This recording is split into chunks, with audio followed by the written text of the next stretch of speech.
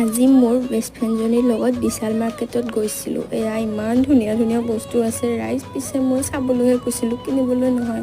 এইজনীয়ে আকৌ হাতত জোতা লৈ চেণ্ডেল বিচাৰি আছে।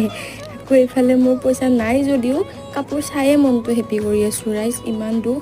আৰু এইবোৰ দেখি মনটো কিবা কিবি লাগি আছে লওঁ কিন্তু ল'বহে পৰা নাই। আমি দুজনীয়ে এনেকৈ থকা দেখি আকৌ এইজনীয়ে মোক তেতিয়াৰ পৰা মাতি আছে আচোন মোৰ ওচৰত।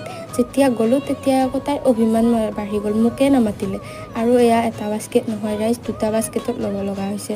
তাই গোটেই কিটচেন ডিপাৰ্টমেণ্টে উঠাব গৈছিল, মইহে মানা কৰিলোঁ। আৰু এয়া গোটেই বস্তু উঠাই পিনে আমি আহিলোঁ, খাবলৈ আহিলোঁ। আৰু এইজনীয়ে দেখিছে নাই, ভিডিঅ' কৰা দেখি কি কিউট হাঁহি মাৰি দিছে। তাইকহে দেখাইছোঁ, মোক নেদেখালে হ'ব নেকি ৰাইজ। এয়া মই, আৰু আমি খাই বৈ ঘৰলৈ যাবলৈ হ'ল। আকৌ এটা ভিডিঅ'ত লগ পাম, আজিলৈ বাই।